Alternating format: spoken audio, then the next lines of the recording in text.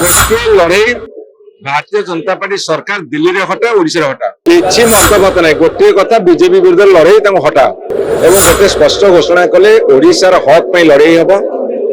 केंद्र सरकार निरंतर भाव अवहेला कर चलछि ओडिशा को। जदि आज भारतीय जनता पार्टी सरकार अछि तथापि आसन रूपक सहाय्य करूनांती।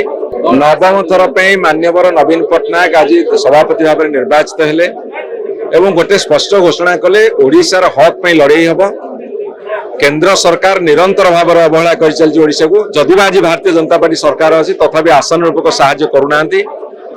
ता विरुद्ध लड़ई हबो एवं राज्य सरकार जेहेतु सबु काम दाम ठप कर देइछन्ती गोटे वैमात्रिक मनोभाव अशुआ मनोभाव नहीं काम कर विरुद्ध लड़ई हो। लड़ई एकमात्र पंथा किछि मतमत नहीं गोटे कथा बीजेपी विरुद्ध लड़ई हटा गोटे लड़ई भारतीय जनता पार्टी सरकार दिल्ली रे हटा ओडिशा रे हटा। बहु युवा नेतृत्व रिक्रुट कराई आगामी दिन कराब। वयस्क लोक मानकर परामर्श तांकर आशीर्वाद एवं युवक मानकर दल को आगु को नबार जो शक्ति आकु विनियोग कर दल आगु बढ़।